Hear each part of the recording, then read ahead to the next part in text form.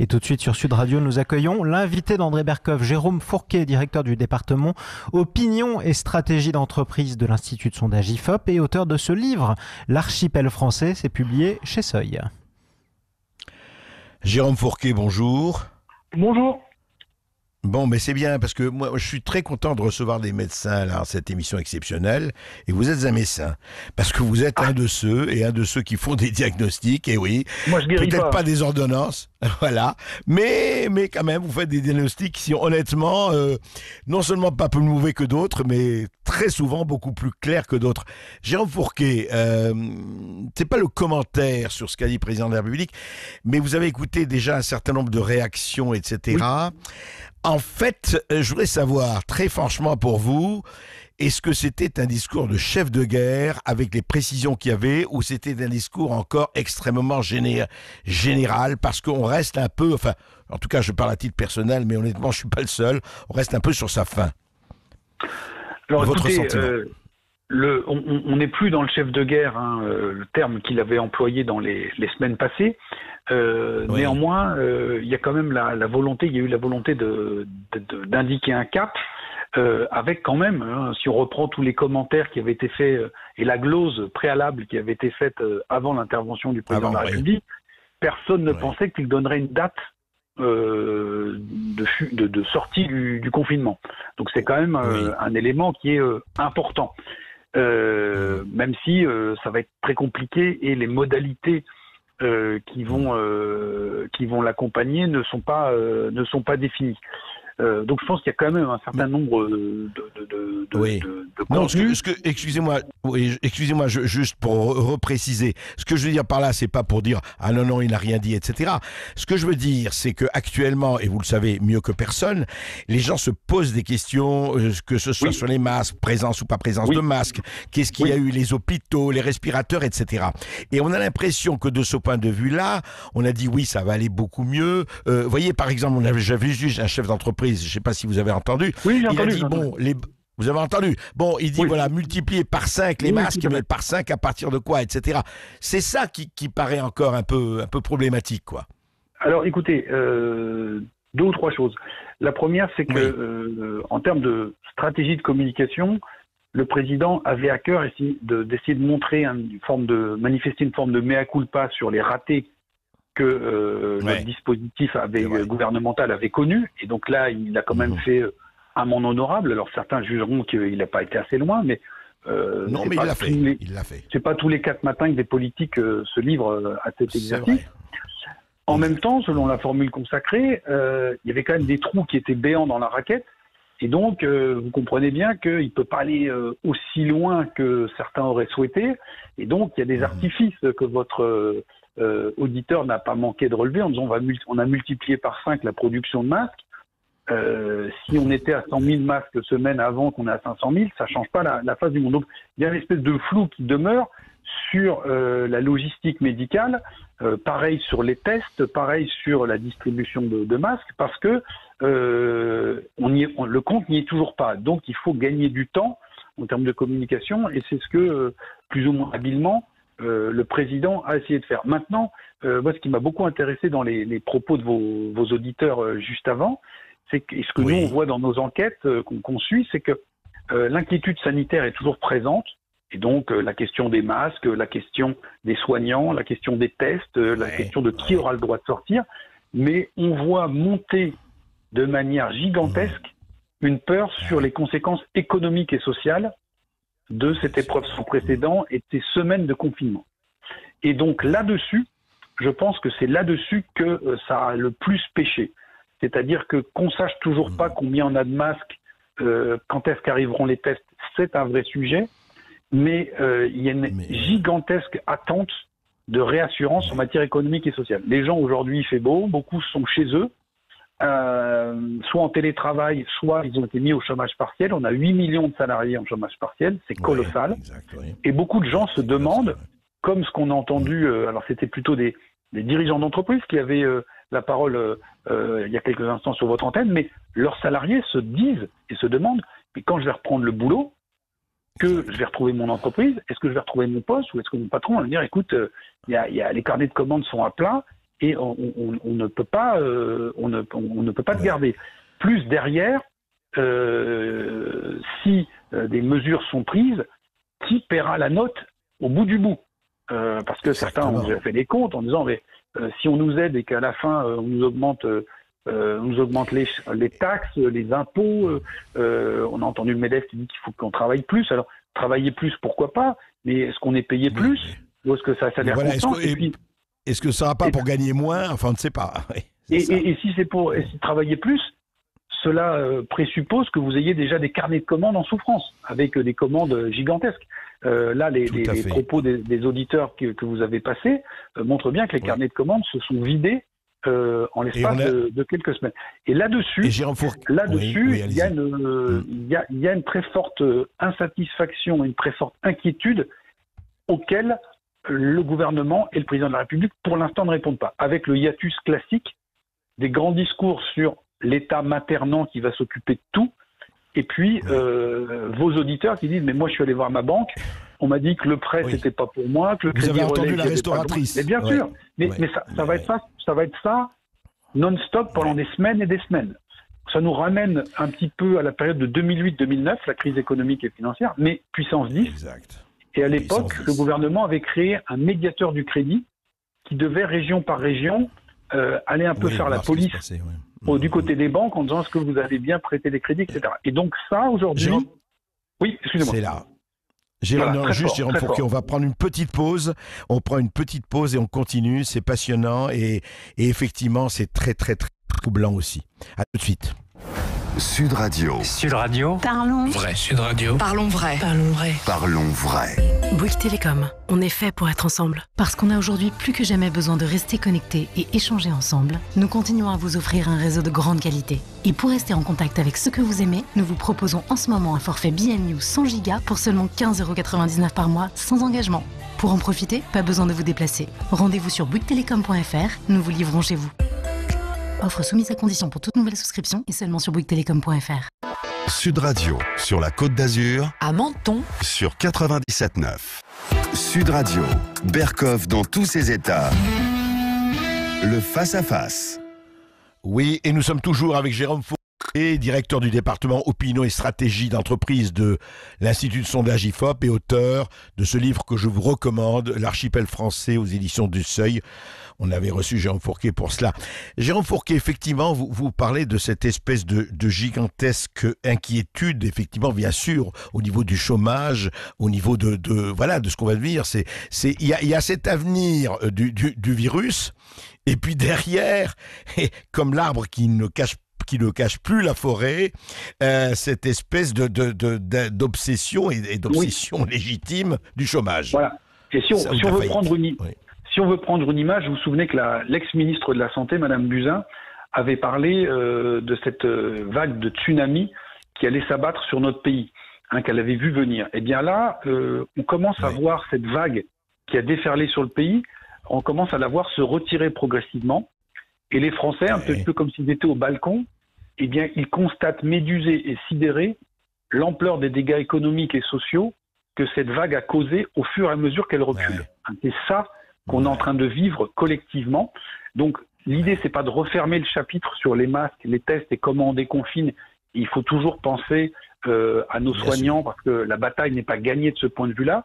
Mais il y en a déjà une autre, encore une fois, monstrueuse, qui s'annonce et qui tétanise les Français. Vous avez vu d'ailleurs le changement d'état d'esprit des chefs d'entreprise. C'est-à-dire que dans les premières semaines, ils ont accompagné le gouvernement en disant et c'était tout à fait justifié, la santé n'a pas de prix, donc on met tout à l'arrêt, il n'y a pas de problème. Et tout le monde, enfin une partie d'entre eux pensait que on en aurait pour 2 ou 3 semaines, qu'on avait mis sur pause, si vous voulez, et que la machine repartirait très facilement. Là, on est en train de constater que c'est pas du tout ça, et qu'on est face à un collapse qui est extrêmement profond, et ça fait remonter bien évidemment à la surface la comparaison douloureuse avec l'Allemagne, en disant avoir des finances publiques bien tenues pendant des années, ça permet le jour où une catastrophe arrive, d'avoir des réserves, d'avoir des airbags qui permettent d'amortir les chocs et de repartir. Là, on peut toujours faire fonctionner la planche à billets, mais ça va être beaucoup plus compliqué. Quand on regarde le nombre de décès en Europe, on constate bien qu'il y a quand même une corrélation, alors c'est très douloureux à entendre, mais entre le nombre de décès et les déficits publics des pays. Espagne et Italie, des déficits publics très importants. On a fait des économies sur le système de santé, donc quand le tsunami est arrivé, ils étaient moins préparés. La France, on est quand même en fâcheuse posture, et les Allemands, ils sont à 3000 décès, alors qu'ils sont 15 millions de plus que nous, ils ont une moyenne d'âge plus âgée. Donc normalement, alors qu'on est à 14 000 décès, et ils sont plus nombreux que nous. Oui. Ils sont plus 15 millions de plus que nous, en nombre d'habitants, une moyenne d'âge plus âgée, mais ils avaient d'emblée 20 000 lits en réa, ils avaient des moyens, etc. Et là, au moment où il s'agira plus de faire du sanitaire, mais de l'assistance respiratoire à nos économies, eh bien, ceux qui avaient des réserves seront, encore une fois, mieux placés. Et donc, il y a des problèmes, encore une fois, des débats tout à fait gigantesques. Et alors, c'est très, très français. On préfère s'empoigner sur les libertés publiques avec cette application de tracing, alors qu'on ne sait même pas si on aura les tests pour tester les gens. Ou pas, on marche sur la tête. Oui, ce tracking. Alors justement, Jérôme Fourquet, je voudrais revenir à votre livre et je voudrais savoir si, à la lumière de ce qui se passe aujourd'hui, y compris d'abord sur les craintes sanitaires évidemment, et sur les craintes et sur les terreurs presque économiques, est-ce que cette archipélisation française que vous avez constatée, est-ce que ça ne peut que l'exacerber ou pas? Écoutez, dans un premier temps, cette épidémie et l'épreuve collective qu'elle a représentée pour le pays a eu comme effet de plutôt ressouder le pays et de rapprocher les îles de l'archipel. Le virus ne connaissait pas de différence de compte en banque, et donc il a frappé un peu tout le monde. Il y avait beaucoup de monde au balcon pour rendre hommage à nouveaux héros que sont les personnels soignants. Il y a une réhabilitation des services publics. Donc tout ça a fabriqué plutôt du commun au début, avec l'appel entendu par les Français à la responsabilité individuelle vis-à-vis du collectif. Prenez sur vous, restez chez vous pour pas contaminer vos proches, vos voisins ou les inconnus dans les transports. Et heureusement. Entendu, ça, c'est le premier temps. Maintenant, au fur et à mesure que la crise s'installe, elle va réaviver des plaies anciennes ou des lignes de fracture anciennes.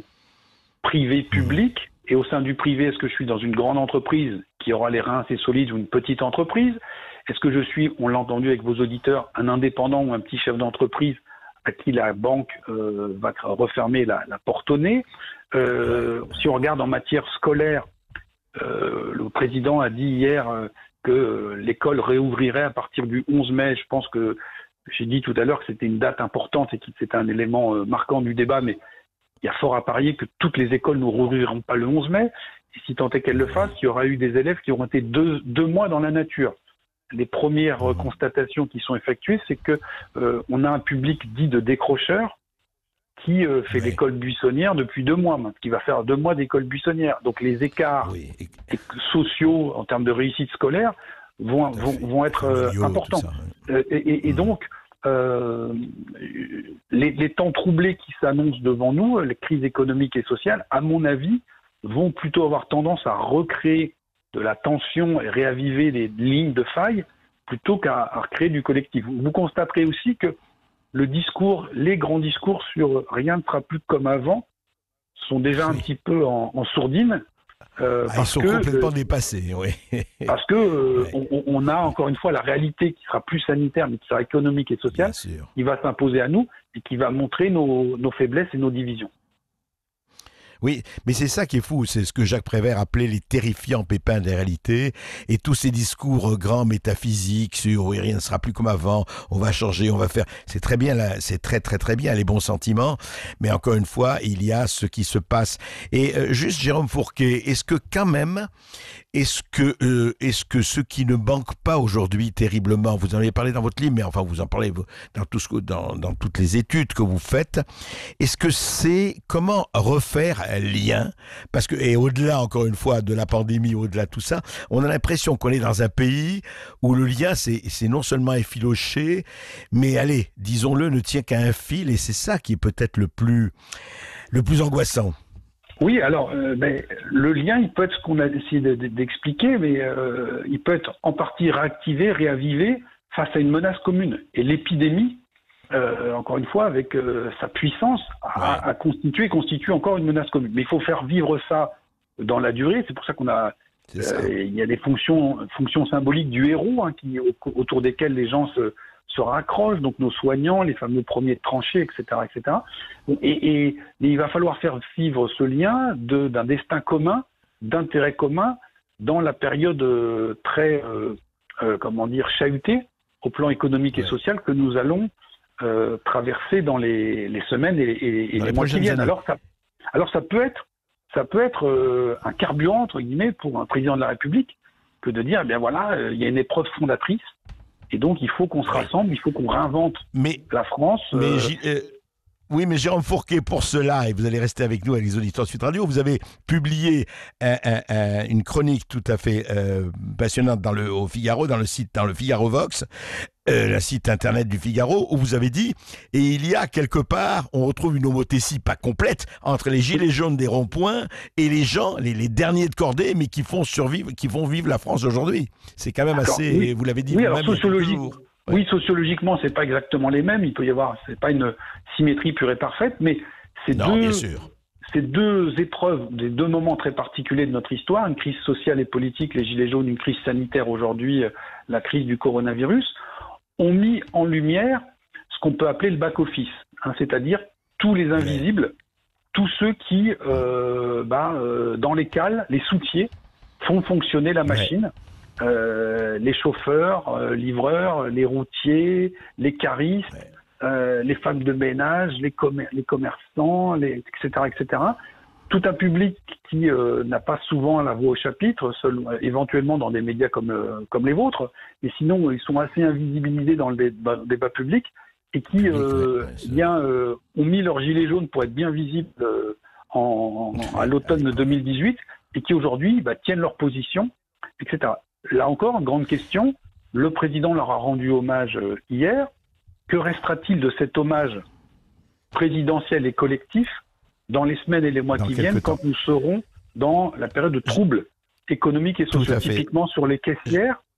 Est-ce que la grande distribution ne va pas accélérer l'automatisation de ces postes de travail pour reprendre un peu de pouvoir d'achat qu'elle a perdu? Tout à fait. On va en parler tout de suite après avec les auditeurs du Sud Radio, tous ceux que vous avez déjà entendus, tous ceux qui sont avec nous. Vous restez avec nous et merci Jérôme Fourquet. Et auditeurs du Sud Radio, on vous attend après les informations. Et je rappelle que Jérôme Fourquet est l'auteur de ce livre, L'archipel français. C'est publié aux éditions du Seuil. Comment vous le sentez, ce fameux déconfinement? Est-ce que ce sera très difficile? 0826 300 300, vous nous appelez, on vous donne la parole tout de suite, juste après les informations. Alors, lumière au bout du tunnel, pas lumière au bout du tunnel, où en est-on exactement? Mais évidemment, il n'est point nécessaire de désespérer pour entreprendre, ni de réussir pour persévérer. On est toujours avec Jérôme Fourquet et on vous attend, auditeurs de Sud Radio, c'est à vous la parole. 0826 300 300, direction Libourne, nous donnons la parole à Robert sur Sud Radio. Oui, bonjour Robert. Bonjour André, comment tu vas? Eh bien, ça va bien Robert. Tu te rappelles de moi, j'avais appelé la semaine dernière. Bien sûr, je me rappelle de toi. On t'écoute Robert. Oui, j'ai écouté parler le gamin hier au soir, là, mais c'est une catastrophe. Mais par qui nous sommes gouvernés? Ah oui, non, par qui nous sommes gouvernés? Eh bien, écoute, je vais te le dire.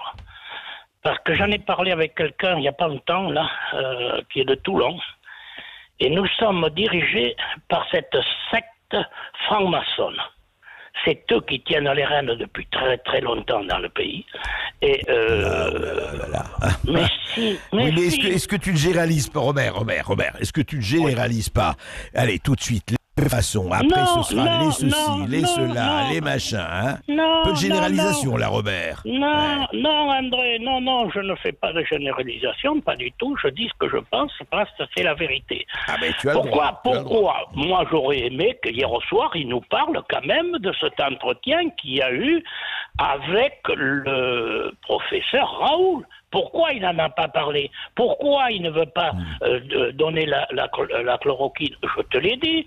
quand je suis arrivé en Algérie en 58, comme tous mes copains, j'étais à Bouamama, là-bas, dans les montagnes. On me prenait de la quinine. C'est pareil, c'est déjà dit. Oui, mais c'est pas la même... Mais c'est la même molécule, t'inquiète pas, c'est la même molécule. Non, je sais, Robert, mais il n'y avait pas le coronavirus en Algérie en 58. Ah, mais oui, mais il y avait le palu, puis il y avait d'autres...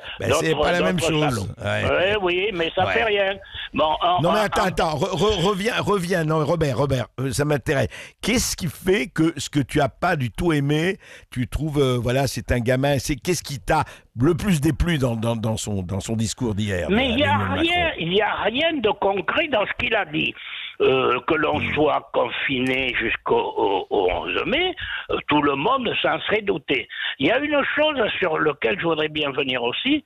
Au début, on annonçait le nombre de morts en Italie, en Espagne, en France. Je pense, ça a dû affoler un petit peu la population, ce qui est normal, du reste. Mais depuis quelques jours, on n'entend plus parler de ça.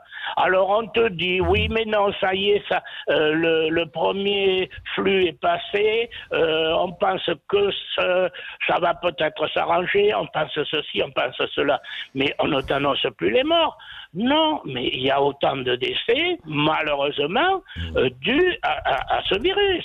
Et il ne faut pas venir me dire que ce virus n'a pas été mis intentionnellement.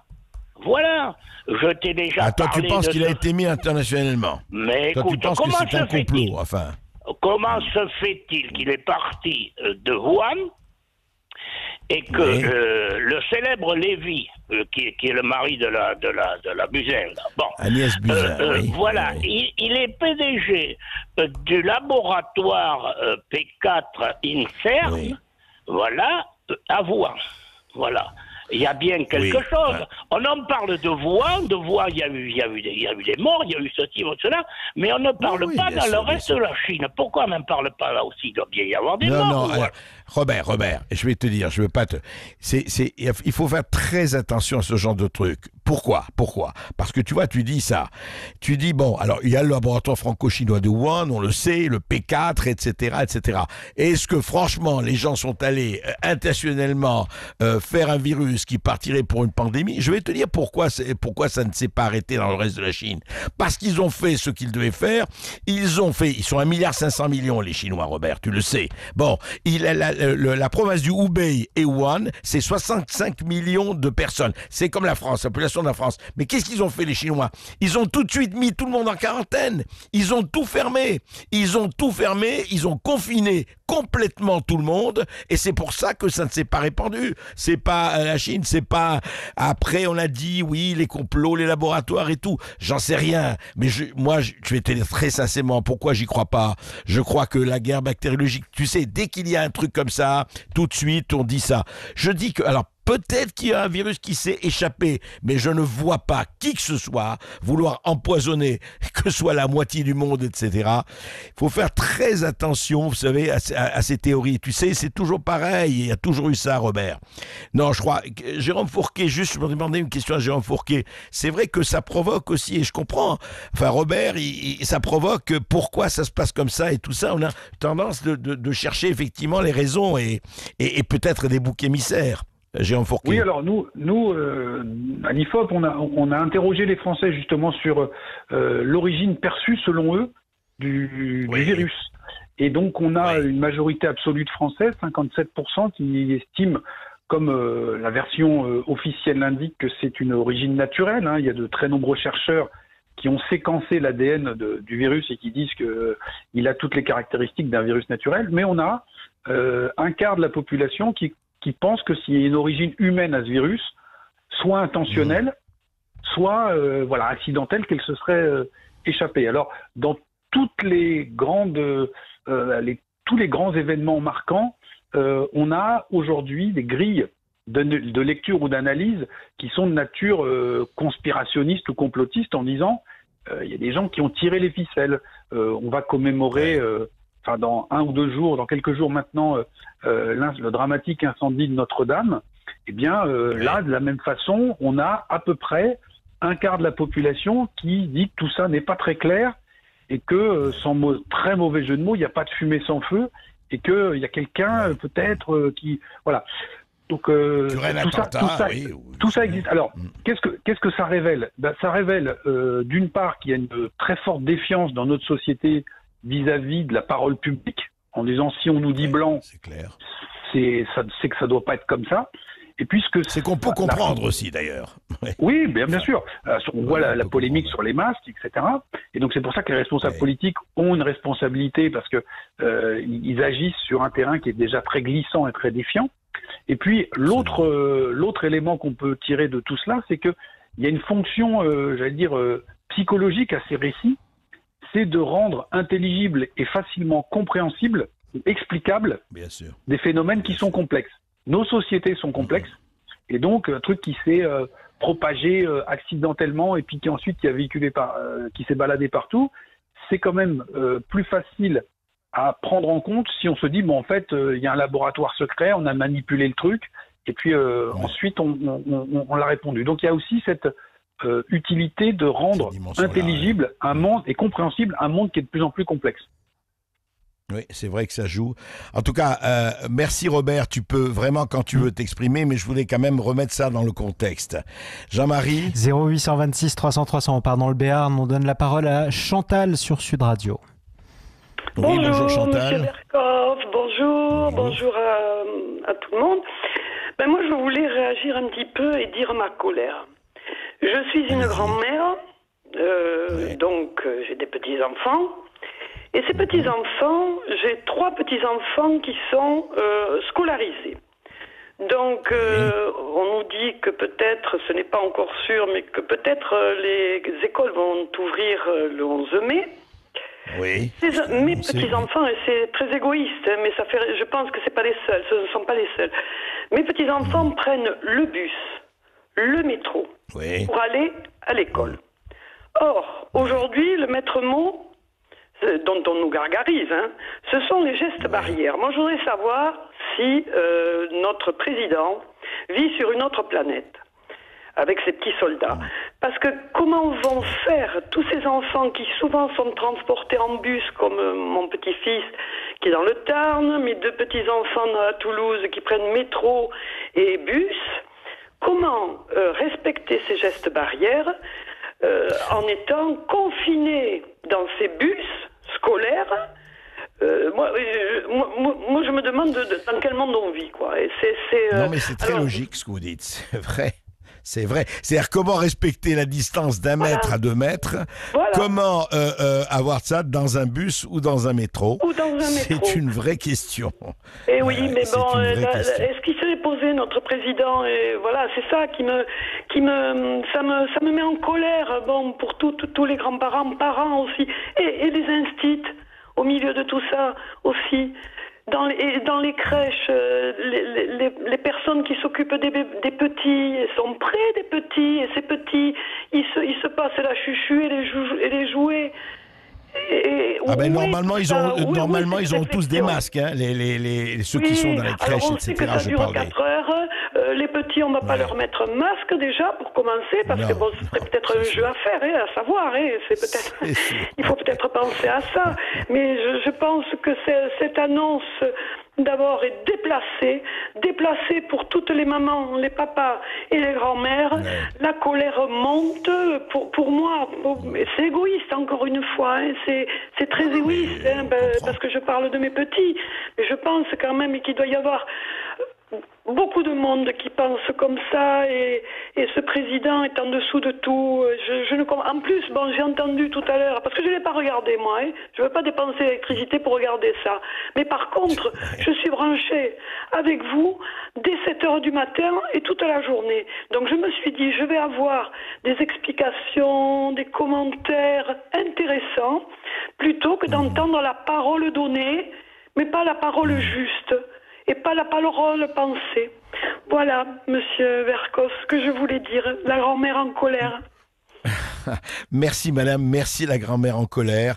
Et on continuera de vous écouter, évidemment. ici et Merci demain. à vous, Chantal, de nous avoir appelés depuis le Béarn. Merci à notre invité, Jérôme Fourquet. Je rappelle la référence de votre ouvrage, Jérôme Fourquet. L'Archipel français, c'est publié aux éditions du Seuil. Merci à vous d'être intervenu sur Sud Radio. 0826 300 300, vous continuez à nous appeler. Dans quelques instants, on ira faire un tour du côté de Creil. On donnera la parole à Johanna sur Sud Radio et puis à vous tous qui avez envie de prendre la parole. À tout de suite.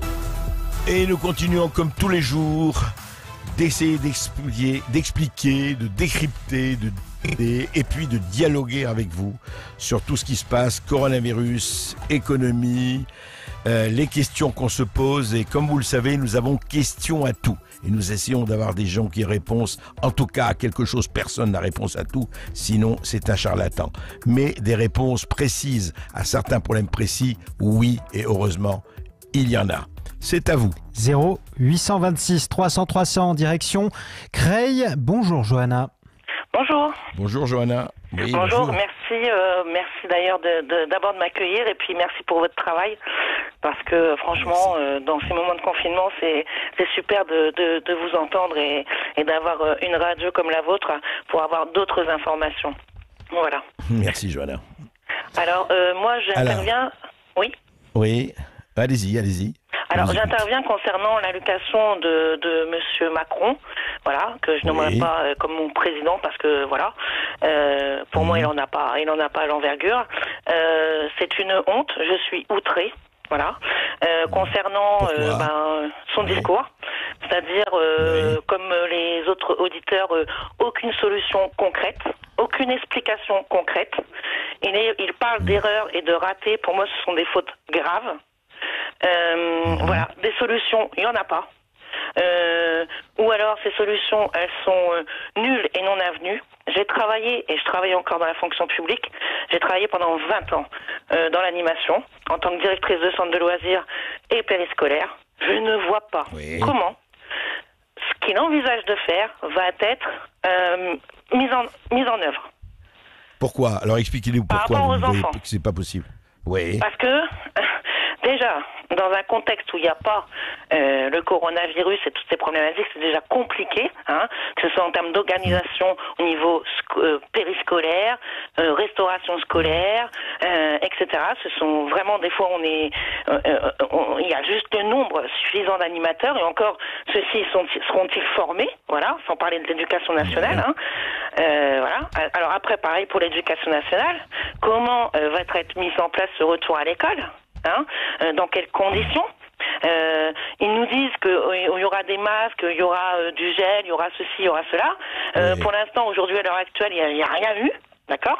Depuis le départ de ce confinement, il n'y a rien eu dans les EHPAD. Pardon, Johanna, Jean-Michel Blanquer, là, ce matin, il parlait, c'est le ministre de l'Éducation nationale, disait, mais écoutez, on va d'abord décontaminer, on va tout nettoyer, etc., et ça va se faire progressivement. Vous n'y croyez pas ? Vous croyez pas que c'est possible, vous ?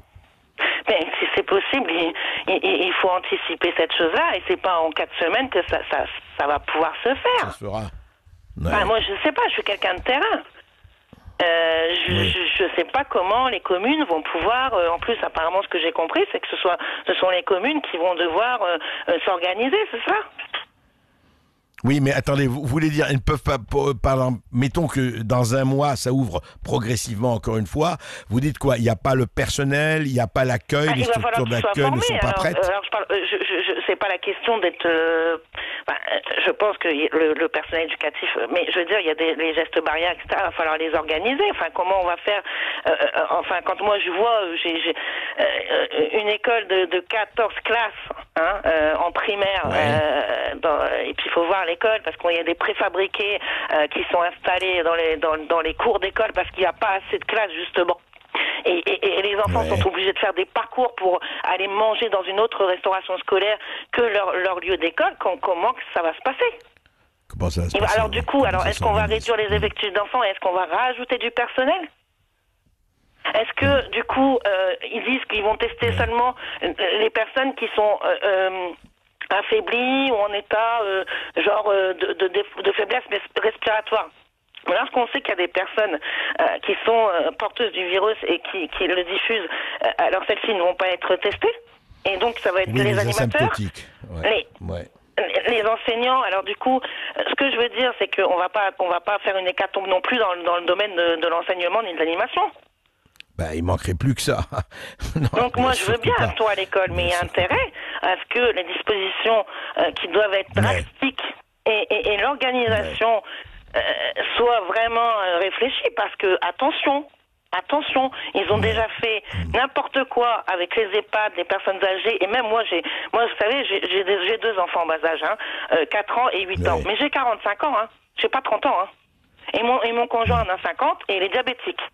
Donc faut pas croire non plus que tous les parents qui vont ramener leurs enfants à l'école en bas âge sont des trentenaires, Mais oui, bien sûr. Et qui sont en parfaite santé, sains et tout ça.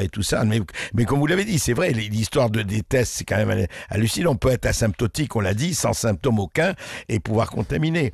Non, mais c'est vrai que c'est vrai que vous avez raison de poser ces questions, et tout le monde se les pose d'ailleurs aussi, et j'espère que nous aurons des réponses très précises. En fait, ce que vous dites, Johanna, c'est que comment vous organisez ça, c'est très bien d'annoncer ça, mais comment vous organisez, et j'espère en tout cas que dans les prochains jours, je dis bien dans les prochains jours, sinon dans les prochaines heures, ils diront très exactement ce qu'ils vont faire. On va voir. En tout cas, merci Johanna de votre réaction, parce que elle est très saine et légitime. Merci à vous Johanna de nous avoir appelé depuis Creil. Direction Périgueux, on retrouve Lionel sur Sud Radio. Oui, bonjour Lionel. Bonjour André, je suis très content de te voir et je pense que tu es un résistant dans l'âme et j'en suis un aussi. Alors donc, je voudrais donner une solution au déconfinement. Qui est extrêmement simple, parce que là, on est toujours dans les conséquences d'un problème, mais on ne résout pas la cause du problème. Et donc, je vais vous proposer une solution, une réflexion pour vacciner toute la population de manière très simple. Le docteur Signalé, immunologue à Montpellier, a écrit un livre, L'alimentation ou la troisième médecine, qui indique que si le terrain immunitaire est défaillant, ça ouvre la porte au virus. Qu'est-ce qui ouvre la porte au virus, selon l'enseignement du docteur Signalé? C'est le lait de vache. Lait, beurre, yaourt, crème fraîche et fromage à base de lait de vache. Le blé, pain, pâtes, brioche, croissant et gâteau qui est inflammatoire, et le sucre blanc, ce sont les 3 produits criminels qui assassinent le corps humain. Le lait de vache fait entrer le virus à l'intérieur du corps. C'est ça qui est fondamental dans l'enseignement du docteur Signalé. Et ensuite, tout ce qui est blé et sucre blanc continue l'inflammation au niveau du système auto-immun. Ça détruit le microbiote qui continue dans l'estomac et les intestins. Et ça qui fait que la personne tombe malade très facilement. Ça, c'est le premier terrain, qui est le terrain immunitaire. Donc, on peut se vacciner d'une manière naturelle et tout le monde peut le faire. Le deuxième élément, c'est que il y a plein de millions de machines à coudre en France. Tout un chacun, nous faisons notre propre masque, et tout un chacun, dès maintenant, nous sortons systématiquement avec notre masque qui peut être lavable. On peut mettre en 2, 3, 4 épaisseurs. On peut le faire tout de suite. Donc, alimentation tout de suite. Les masques tout de suite. Troisième élément. On peut prendre de la chloroquine ou de l'azithromycine éventuellement. Alors, on va pas parler de l'azithromycine, mais on va parler en prévention. On peut prendre la chloroquine comme si nous étions en Afrique ou en Asie. D'accord ? On en a pris pendant 70 ans, des milliards de personnes en ont pris, on n'en est pas mort. Donc tous les gens qui sont principalement au niveau pour les usines, les ouvriers, les employés, les médecins, les aides-soignants, etc. Tout le monde prend la chloroquine en prévention. D'accord ? Quatrième, alors ça, à ce moment-là, on peut sortir avec un masque et avec en prévention la chloroquine. Toute la population peut sortir demain. Quatrième niveau, toutes les personnes qui sont malades. Et là, c'est très important ce que je veux dire, André. Nous avons un maillage de médecins en France qui c'est très important. Les médecins français sont magnifiques, ils sont admirables. Ces médecins sont compétents. Ils peuvent déterminer les personnes qui sont atteintes du coronavirus. Ils ont la compétence. Aujourd'hui, ils peuvent faire 2 choses. Chloroquine et azithromycine. Zivotrax, d'accord. On peut le prescrire tout de suite. Le protocole Raoult, oui. Le protocole Raoult, ou alors, deuxième protocole que font des médecins actuellement, ils font également du Zitromax associé à une tétracycline, un deuxième antibiotique. Et ils ont des résultats sur le terrain actuellement. Ils font ça en termes de résistance, ce sont des médecins résistants. Donc, avec tous ces quatre éléments, alimentation, les masques on peut se faire tout de suite, prévention avec la chloroquine dans toute la population, avec les médecins, avec un maillage qui est très particulier, on peut sortir tout de suite de ce confinement et on peut éradiquer la maladie de manière extrêmement rapide. Tous les cas cliniques, on les met en hospitalisation, on les traite immédiatement et à ce moment-là, on peut éradiquer ce virus tout de suite. C'est très simple à faire. Solution extrêmement Lionel, simple. écoutez, en tout cas, vous avez, non, mais ce qui est, en tout cas, vous avez, on a écouté le diagnostic et l'ordonnance du docteur Lionel. Non, c'est bien. Et je vous écoute. Et en tout cas, écoutez, on va voir le problème que vous avez, Lionel, que nous avons. Je ne sais pas si votre ordonnance est bonne ou pas. Je ne suis pas médecin, je ne peux pas, moi, déterminer, mais je l'écoute. Et en tout cas, vous avez une force de proposition. Maintenant, vous le savez, les médecins de ville n'ont pas du tout le droit, en tout cas à l'heure où on parle. Les masques, oui. Le lait de vache, tout ça, je ne sais pas, je ne prends pas position. En revanche, pour les traitements, chloroquine et autres, ils n'ont pas le droit de préconiser, ils n'ont pas le droit de l'ordonnancer, comme vous le savez. C'est interdit par la loi, pour le moment. Lionel. C'est un crime contre le... Allô, André ? Oui, je vous écoute. Oui, c'est un crime contre l'humanité. Pourquoi ? Parce que c'est une atteinte à ces personnes vulnérables. On ne peut pas laisser un peuple en position vulnérable et ne pas donner à nos médecins qui sont remarquables, que j'adore, etc. Nos médecins sont compétents, qu'ils soient résistants et qu'ils soignent enfin leurs malades, soit avec le double antibiotique que je viens de donner, Zitromax et un autre antibiotique, notamment la tétracycline ou d'autres molécules. Nous avons toutes les molécules qu'on peut le faire. On peut le faire dès maintenant et on peut sauver notre peuple et faire en sorte que notre peuple. Parce que le plus important, André, c'est la chose importante, c'est pas le capital que tu as sur un compte, c'est ton capital santé. C'est ton capital santé qui est le plus c'est vital. la vie. C'est la vie. On est bien d'accord. En tout cas, Lionel, je souhaite que les auditeurs de Sud Radio, je pense qu'ils vous ont entendu, et je souhaite qu'ils réagissent à ça, et je souhaite avoir beaucoup de réactions sur la proposition de Lionel. Merci. Allez, 0826 300 300, dans un instant, on ira dans le Morbihan sur Sud Radio, donner la parole à Hervé. Continuez à nous appeler, à tout de suite sur Sud Radio. Et voyez, on se bat, on innove sur Téléfront, propose, les auditeurs du Sud Radio proposent, innovent, cherchent et dialoguent, et c'est ça l'essentiel. 0826 300 300, on va dans le Morbihan, on donne la parole à Hervé sur Sud Radio. Oui, allô ? Bonjour Hervé. Oui, Monsieur Berkoff, bonjour aux auditeurs.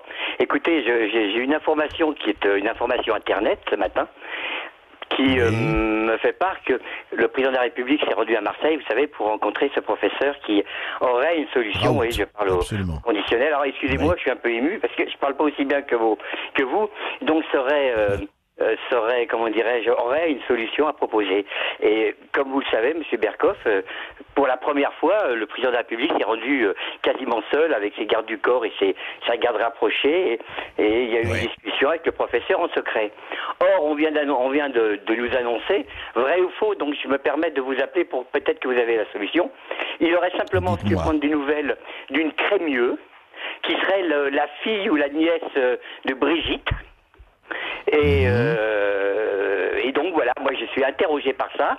Comment se fait-il que cette jeune fille serait malade et aurait été transférée à l'autre bout de la France alors qu'elle est dans le Nord en hélicoptère ?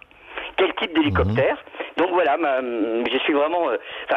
j'ai une expression, ici on a une expression qui dit ça nous fait sortir de notre pantalon à reculons, mais là c'est quelque chose d'inimaginable. C'est-à-dire que le président de la République, à longueur de temps, avec ses ministres, avec ses experts, ses grands experts, pardonnez-moi, avec les Cohn-Bendit et toute la clique vient nous expliquer que c'est un escroc, un voyou, un bandit, enfin bon, j'en passe des meilleurs et que nous on est tous des abrutis qu'on sait pas mettre un masque, mais lui d'un seul coup trouve le moyen en secret de faire envoyer la fille, ou alors il y en a qui disent la fille, d'autres la nièce, enfin bon, qu'importe, de sa tendre épouse, qui va se faire soigner en douce, évidemment, par un système qui, normalement, est considéré comme du poison, je crois. Donc, Monsieur Berkoff, j'aurais à avoir votre avis.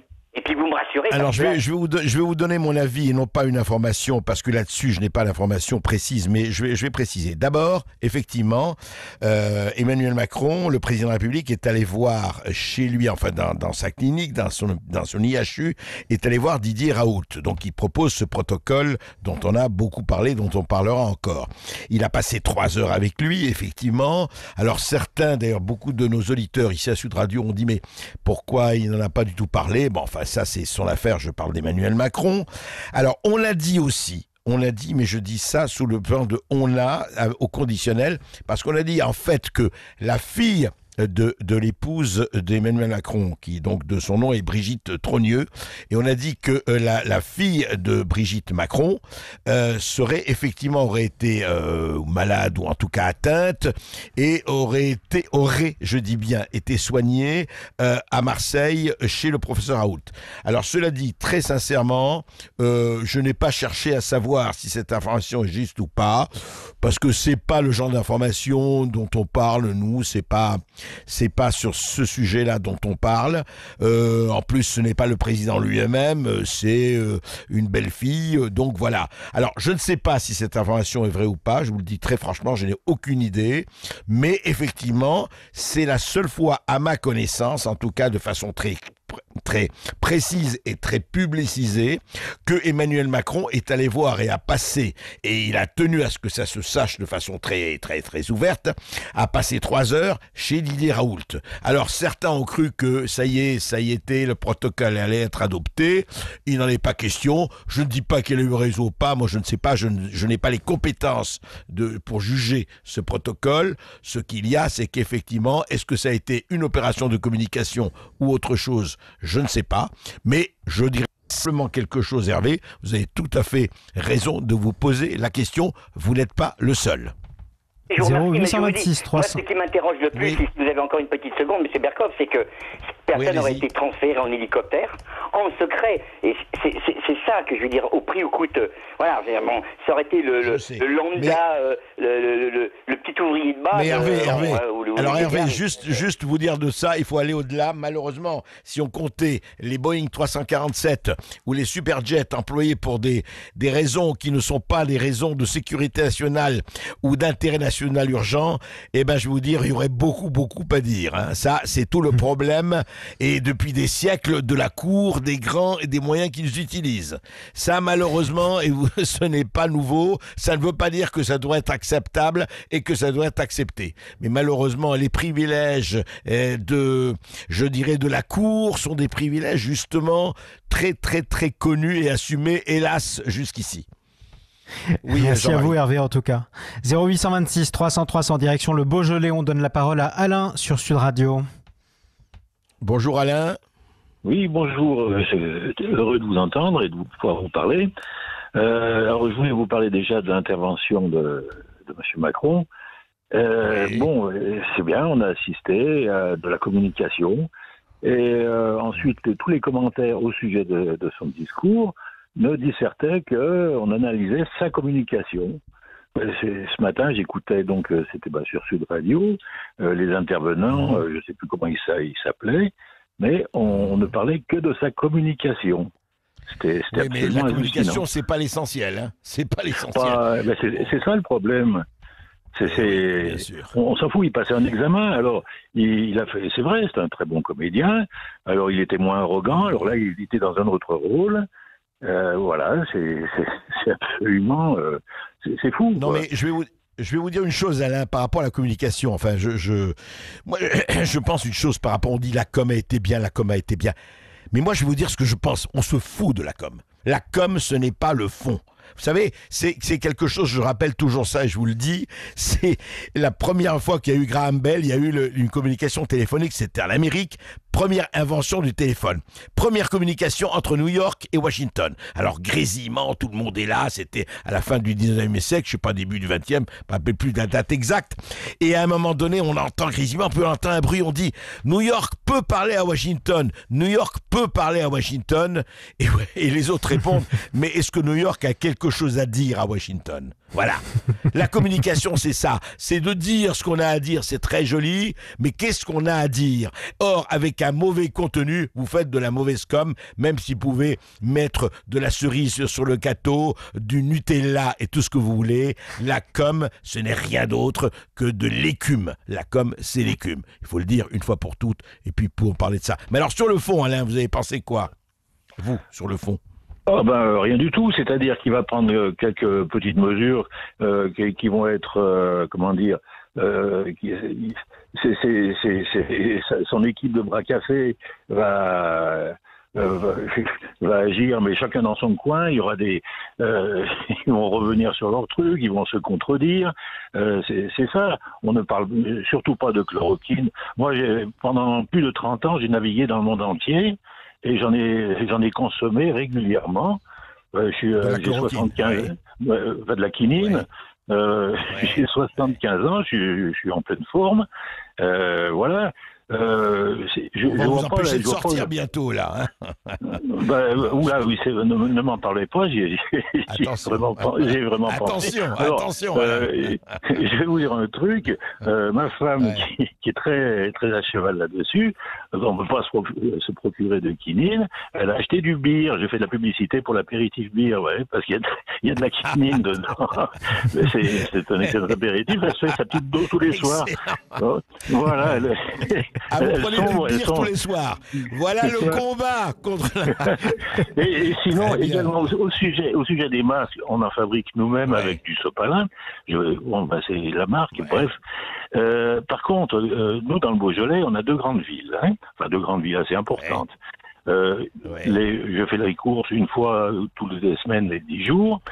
Il y a toute une grosse population halogène venant d'Afrique. Ils sont tous systématiquement équipés de masques. Et là, franchement, et puis des beaux masques. Et là, je suis stupéfait. Je ne comprends pas. Où est-ce qu'ils se les procurent? Oui.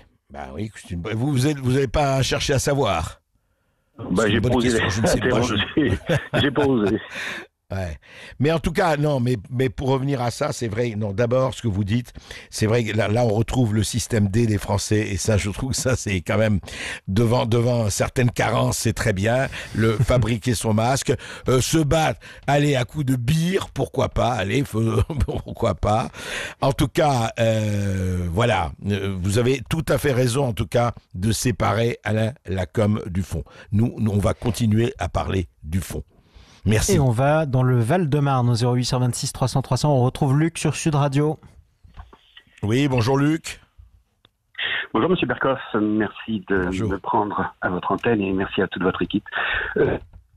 Petite chose, votre interlocuteur tout à l'heure qui parlait de l'envoi d'un hélicoptère avec la belle-fille de Monsieur Macron à Marseille. J'ai effectivement lu cet article. Sauf que moi, je l'ai lu le 1er avril, dans Riposte laïque, sous la une de Brigitte Tassin, rubrique humour. D'accord. Voilà. Voilà. Vous répondez à la question. C'est très bien. Je vous évite de chercher. Voilà, c'est très bien. Mais je vous remercie.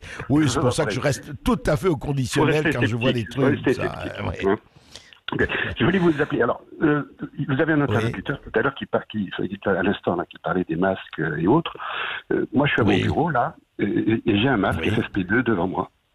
Pourquoi je suis promoteur immobilier et comme tous les ouvriers qui travaillent sur tous les chantiers du monde, à part certains pays, je dirais en voie de développement, tous les ouvriers du monde ont ces masques. Tous.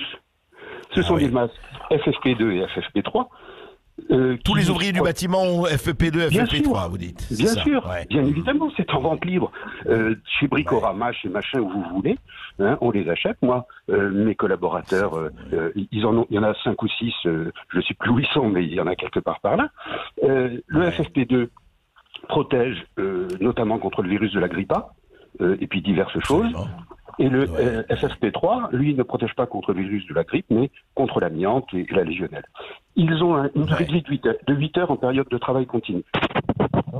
Ils sont bien 8 heures. 8 heures. J'ai la fiche technique sous les yeux. Ils sont valables 5 ans, à partir de la date de fabrication. Donc, je ne comprends pas ça veut dire que tous les jours que le bon Dieu fait, un ouvrier qui va sur un chantier qui travaille ses 8 heures d'affilée, il jette un masque. C'est passionnant ça parce qu'on a personne. Écoutez, vous êtes le premier en tout cas à m'en parler et je ne crois pas que ça ait été très répandu. Vous voulez dire, en fait, Luc, c'est très intéressant. Vous voulez dire que par exemple, je ne sais pas combien d'ouvriers du bâtiment il y a en France, en tout cas plusieurs dizaines de milliers, j'imagine quand même. Bien sûr. Et ils ont tous les masques donc. Ils sont tous susceptibles d'être en possession de ce genre de choses. Quand vous voyez le chantier de Jussieu, là, le dédiamantage qui dure depuis 45 ans. J'exagère, mais je suis pas loin. Les ouvriers, tous les jours que le bon Dieu fait, ont des masques FFP2. Ça coûte 2 balles, 1,50 €, 1,50 €. Moi, j'ai toujours le même parce que je suis pas tous les jours sur les chantiers, mais quand j'y vais et que je passe un moment à côté de gens qui soudent, qui machin, alors ça protège contre les fumées de soudure, tout ça. Bon, tout le monde a ça. Oui, bien sûr, bien sûr. Je vous enverrai les fiches techniques si vous voulez. Je vous enverrai les fiches techniques. Oui, ça m'intéresse. Envoyez-moi si vous voulez. Je vais vous donner absolument sur l'internet à sudradio.fr. Vous avez le site internet. C'est en mail, c'est vraiment passionnant. Mais dites-moi juste un mot. Est-ce que ils se fournissent où, par exemple? Alors vous fournissez où? C'est FFP2, etc. Vous les achetez où? Enfin écoutez, il y a vous en achetez, je dirais, de manière pas en grande quantité. Vous achetez ça dans les magasins de bricolage. Vous achetez du vernis pour comment dirais-je, pour revernir votre commode ou votre table de jardin. Juste à côté, vous avez des masques FFP2. Ou FFP3, ou ce que vous voulez, mais vous avez du masque. Au rayon vernis, tout ça, je veux dire, c'est... Rayon vernis pour votre commode ou vos tables, enfin, c'est ça. Voilà. Et puis, vous avez des sociétés spécialisées dans le bâtiment, où vous pouvez en acheter des cartons de 20 boîtes, des machins, et puis voilà. C'est un produit, mais qui... Ouais. Mais Luc, comment vous expliquez? Alors écoutez, ça m'intéresse, vous êtes donc l'homme de terrain. Comment vous expliquez que du matin au soir et du soir au matin, vous dites, il n'y a pas de masque, il n'y a pas de masque, il n'y a pas de masque? Mais justement, je ne m'explique pas. Je ne m'explique pas. Si je peux apporter une précision d'ailleurs, parce que vous avez raison, Luc, ce que vous dites, et André, il y a effectivement des masques aux normes FFP2 qui sont utilisés dans le bâtiment. D'ailleurs, c'est pour ça qu'un certain nombre d'entreprises au plus fort de la crise et de la pénurie, notamment en Alsace, dans le Grand Est, ont donné leur stock de masques à des hôpitaux, par exemple. En revanche, c'est ce qu'on avait pu constater aussi, tous ces masques, même s'ils sont FFP2, ne sont pas forcément adaptés. J'ai dit pas tous, je ne sais pas du tout pour la proportion, mais pas forcément adaptés au virus. D'ailleurs, c'est pour ça qu'il y avait eu un problème avec je ne sais plus quel hôpital qui avait été obligé de refuser tel ou tel stock de masques d'entreprise parce que justement ces masques-là étaient faits pour la poussière, je ne sais pas quel type, et pas forcément les virus. Mais vous avez raison, il y a beaucoup d'entreprises qui utilisent ce genre de masque FFP2, ça a toujours existé, et elles sont en proie d'ailleurs à la même pénurie de masques actuellement, puisque cette pénurie est mondiale. Donc ça, c'est vrai. Non, j'ai sous les yeux une précision à apporter. Oui, j'ai sous les yeux la fiche technique du FFP3 qui... protection contre les particules très toxiques, aérosols, chrome, cobalt, machin, légionnelles en courte durée. Et le FFP2, lui, il protège contre le virus de la grippe A. Voilà, donc vous avez tout un tas ils ont tous des capacités différentes. Il suffit de choisir le bon. Le FFP2, s'il protège contre le virus de la grippe A, c'est pas pour rien qu'on s'en sert un peu partout. Oui, il doit protéger aussi de coronavirus, ça me paraît. Merci beaucoup, Luc. Merci de ces précisions. En tout cas, c'est très bon à savoir. 0826 300 300, continuez à nous appeler. Dans un instant, on ira dans l'Aveyron, à Rodez, plus précisément, donner la parole à Yvan sur Sud Radio. Vous continuez à nous appeler. Qu'est-ce que vous avez pensé du discours du président de la République Emmanuel Macron hier soir? Berkoff attend vos impressions. À tout de suite sur Sud Radio. Et vous-même dans tous vos états, auditeurs de Sud Radio. Direction l'Aveyron, à Rodez. Bonjour Yvan. Bonjour, vous m'entendez bien ou pas là? Oui. Très bien. On vous entend très bien, Yvan. Tout à fait. Pas de problème, allez-y. Merci à vous. Donc, je vous appelle parce que moi, je suis artisan. Enfin, j'ai repris mon activité. J'étais dans la photovoltaïque il y a quelques années. J'ai repris mon activité l'année dernière, au mois de mars, en plus, le 1er mars. Donc, ça marchait très, très bien. Et là, effectivement, j'ai beaucoup de commandes. Ça fait plaisir parce qu'il y a encore les gens ont des projets, si vous voulez, de dire je fais une installation photovoltaïque, autoconsommation et tout. C'est intéressant. Moi, je peux pas avoir de marchandises. C'est un peu délicat. Donc là, j'avais explosé au premier trimestre. J'avais fait la moitié de mon chiffre d'affaires de l'année dernière, quasiment. Donc j'ai demandé cette fameuse aide parce que j'avais beaucoup perdu d'argent, de 1500 € là. Donc ça fait 14 jours. À qui vous avez demandé aux impôts, vous savez, aux impôts. Alors 14 jours. Alors je leur ai envoyé un mail, j'ai écouté messieurs dames, ça commence à bien faire. Vous dites que j'ai le droit à des aides, donc la prime, vous me la donnez puisqu'a priori j'étais apte à l'avoir. Donc du coup, j'ai toujours rien reçu. Et en plus, après, soi-disant, mon banquier m'a dit que je pouvais avoir un prêt à trésorerie parce que j'ai beaucoup d'argent dehors, j'ai presque 30 000 euros dehors, voilà. Donc du coup, je pense que c'est une vaste fumisterie. Donc moi, ce que je vais faire, si jamais ils me filent 0 centime, moi, je leur dois 5 000 euros de TVA. Et je demande, et j'appelle tous les artisans commerçants de France qui doivent de la TVA à l'État, de dire, écoutez, vous voulez pas nous filer parce que ces aides à la noix, là, c'est que pour les gros, quoi. Parce qu'ils font du blabla, comme d'habitude, c'est le gouvernement de blabla, là. Vous savez, M. Berkoff, ils sortent de l'ENA. Vous savez ce que c'est l'ENA ? C'est quoi? Dites-moi. C'est l'école nationale des abrutis et des ânes. Voilà. Quand on voit ces gens qui sont instruits, mais sont pas intelligents, parce que l'instruction et l'intelligence, c'est deux choses différentes. Et Léonard de Vinci n'était pas instruit. C'est un enfant bâtard. Léonard de Vinci, un enfant bâtard. Hein. Et quand on voit ce qu'il a inventé, je pense qu'au côté aujourd'hui, avec tout ce qu'on a en informatique, en éducation et autres, on est vraiment on est ridicule par rapport à cet homme-là. Hein. Donc, eux, ils sont instruits, mais ils sont bêtes. Mais comme des voilà, je dis pas le mot, mais bon. Et donc vous dites aux artisans, eh ben la TVA, moi, artisans, on la si paye on vous pas. file pas d'argent aux entreprises, ben vous gardez la TVA. Et là, on verra le gouvernement, qu'est-ce qu'ils vont faire, parce qu'il va y avoir des millions de gens qui vont avoir des soucis de trésorerie ou autres, qui vont garder cette TVA moi, j'ai 5-6 000 euros de TVA dans l'État, je te demande maintenant. Il y en a beaucoup d'artisans qui doivent donner aussi de la TVA, des entreprises et autres. Cet argent-là, parce que, en plus c'est débile, parce que l'État donne de l'argent aux entreprises, eh bien, vu que nous, on doit de l'argent à l'État. Donc si on le garde, ça fait opération zéro. Vous comprenez? Ça évite que l'État sort 300 milliards d'euros en plus. Ce qui fait marrer, c'est que les hôpitaux sont en déficit de 30 milliards. Et quand vous voyez qu'ils arrivent à sortir sous la manche comme un petit magicien 300 milliards d'euros pour des entreprises, ça veut dire qu'on pourrait combler le trou le déficit des hôpitaux et autres. C'est quand même une aberration phénoménale. Ça veut dire qu'ils nous prennent vraiment pour des cons. Et donc l'autre acteur au cinéma, là, lui devrait aller à Hollywood, hein, Macron. Parce que vous savez, Macron, j'ai toujours dit, vous savez, il n'y aura pas que les maires qu'on va revoter avant la fin de l'année. Hein. On va revoter le président parce qu'il va être obligé de démissionner avec son gouvernement de merde. C'est des incompétents. J'écoutais par rapport à Raoul tout à l'heure où il allait soi-disant, parce qu'il y avait sa fille ou belle-fille, machin, ou je sais pas quoi, là, qui, voilà. Mais j'en suis sûr et certain, parce qu'il n'en a même pas parlé. De toute façon, je n'ai même pas écouté. Moi, c'est comme Chantal, j'ai dit, elle écoute la radio, mais je n'écoute la radio que la télé parce qu'ils vous bourrent le mou. Mais TF1, je pense qu'ils sont pro-gouvernement. De toute façon, ces médias-là, ils stressent les gens, ils angoissent les gens. Mais on est le G7 quand même, la France. Monsieur. Ouais. Mais vous savez, Yvan, ce que vous dites, non mais il y a quelque chose que je retiens, c'est vrai. Vous dites, allez, on a 300 milliards pour les entreprises. Mais c'est vrai que dire, écoutez, gardez votre TVA, comme ça, nous, on vous rien, mais vous, au moins, vous gardez votre TVA, peut-être ça fera l'équivalent. Non, mais c'est assez hallucinant quand on réfléchit, on se dit, mais qu'est-ce que c'est que ces opérations, quoi? On se dit par qui on est, effectivement. Non, mais vous avez raison, Yvan. Maintenant, écoutez, on va voir ce que diraient les auditeurs de Sud Radio et autres. Est-ce qu'on va écouter pas? Qu'est-ce que ça va nous donner? Est-ce qu'il va y avoir une grève de la TVA ou une grève de l'impôt? C'est des questions qui sont posées et on verra comment on y répond. Merci Yvan de votre réaction. On quitte l'Aveyron, on va dans l'Ariège à Foix, on donne la parole à Juliette sur Sud Radio. Oui. Bonjour Juliette. Oui, bonjour André Berkoff. Ça fait très peu de temps que je connais votre émission, mais je suis très contente de voir que là j'entends autre chose que beaucoup de moutons de Panurge qui ont l'air d'être très contents d'être traités comme des prisonniers dans leur pays. Donc, mais on n'est pas tondus, nous. On n'est pas tondus. Ouais, c'est bien, ça fait plaisir d'entendre des voix dissonantes, voilà.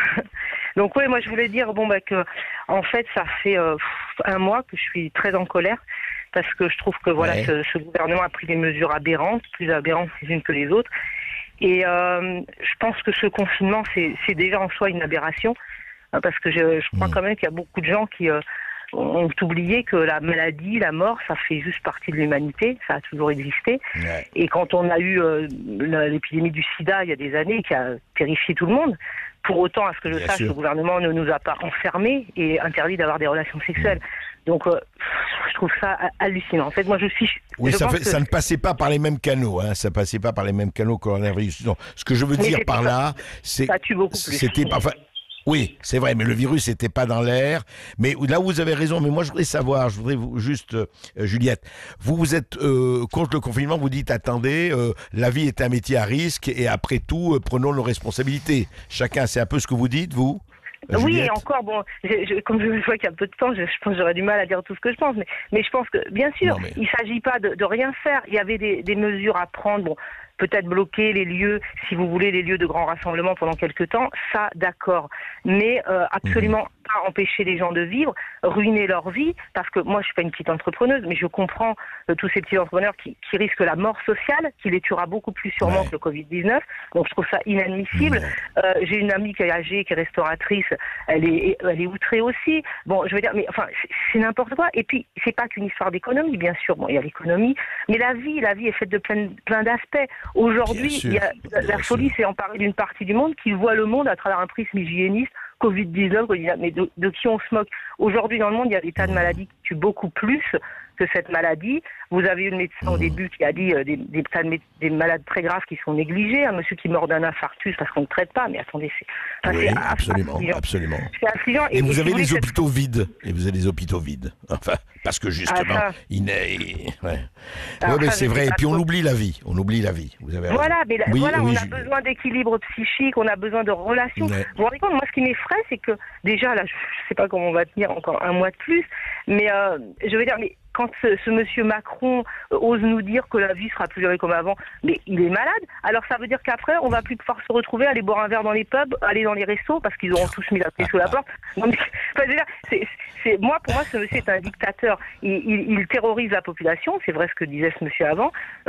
Moi, j'essaye d'écouter essentiellement le 28 minutes d'Arte, parce que les grosses chaînes, j'ai l'impression que, effectivement... bon, voilà. Ça sent pas trop l'indépendance. Mais, et Sud Radio, quand même. Et Sud Radio, vous nous écoutez. Voilà. Récemment, j'ai découvert votre émission par un ami qui m'en a parlé. Et c'est vrai que ce que je voudrais peut-être faire passer, c'est faut remettre les choses en place, que les gens, comme on dit, faut raison garder. Cette maladie, d'après des épidémiologistes, comme j'avais entendu au début, même les chiffres qu'ils nous donnent là de 2%, en fait c'est encore moins, parce que si on tenait compte vraiment de tous les porteurs sains et tout, le taux de mortalité il est à 0,5%, donc c'est une dangerosité très relative. Et aujourd'hui, dans le monde, on le sait, le Ebola en Afrique, je vous en parle même pas, c'est une horreur. Et puis la malaria, le cancer. Mais oui, bon, donc il faut vivre, quoi. Il faut vivre, et c'est pas normal qu'on nous enferme. Moi, j'ai l'impression de vivre dans une dictature là depuis un mois. Je vous jure, je suis obligée de me cacher pour aller courir à quelques kilomètres, mais c'est n'importe quoi. La milice est sur notre dos, et en plus volent les gens, parce que ils volent les gens. Il y a plein de gens qui n'ont pas d'argent. On les empêche de travailler. En plus, l'État nous vole avec des amendes hallucinantes. Mais c'est plus grave, quoi. C'est très grave. Vous savez, juste, Julia, ce qui s'est passé, moi j'ai une amie en Corse qui m'a raconté, c'est une amie, elle ne me raconte pas des histoires, elle était en Corse, elle était dans la forêt, dans le maquis, là elle marchait toute seule d'ailleurs, etc. Eh bien il y a un drone qui s'est posé au-dessus de sa tête, on lui a estimé l'ordre après d'arrêter, etc. Et il y a un hélicoptère qui est arrivé pour lui donner une amende. Alors je lui dis, allez, tu galèges, je ne sais pas si elle galégeait ou pas, mais c'est vrai que quelque part, presque caricaturalement, c'est très bien le principe des précautions, mais il ne faut pas en abuser non plus. C'est vrai qu'il faut faire attention. C'est vrai qu'il ne faut pas dire tout ça n'a aucune importance, tout ça n'est rien. En revanche, c'est vrai qu'il faut faire très attention, mais c'est vrai qu'actuellement, comme on n'a pas de perspective, écoutez, tout le monde en a marre du confinement. Le problème, c'est que, encore une fois, il y a des pays qui ont effectivement pris des précautions, comme, regardez, l'Autriche et l'Allemagne, ils ont des masques, ils ont tout ça, ils sortent, il y a des cafés, etc. Et puis nous, c'est pas le cas. Mais j'espère que ça va arriver très vite, et je suis d'accord avec vous, sinon l'impatience va grandir de façon violente. Juliette. Merci à vous, Juliette, pour votre appel et vos questions. Désolé, toutes nos excuses à Christian qui nous appelait du Tarn. On n'aura pas le temps aujourd'hui de vous donner la parole, mais on vous la donnera, c'est promis, demain en premier à partir de 13h sur Sud Radio. Chose promise, chose due. André Berkoff revient donc demain en direct à midi dans tous ses états sur Sud Radio, de midi à 14h comme chaque jour. Vous avez pu le constater à tout moment d'ailleurs, je le précise. Vous continuez à nous laisser des messages privés sur le Facebook de Sud Radio, quitte à nous laisser votre numéro de téléphone si vous voulez qu'on vous rappelle. C'est vos témoignages les plus importants. En tout cas, voilà, la journée, elle continue sur Sud Radio. Dans quelques instants, vous retrouverez André Berkoff. Non, vous retrouverez pas André Berkoff, pardonnez-moi. Vous retrouverez Brigitte Lahaye, Sud Radio, de 14h à 16h. Vous retrouverez également Trina Mekdine, c'est votre avenir, ainsi que Christophe Bordet avec toute sa bande des vraies voix, suivi d'Yvan Cugius pour le Love Music et de Didier Maisto pour Toute Vérité et Bonne à dire. Portez-vous bien, restez chez vous et à demain sur Sud Radio.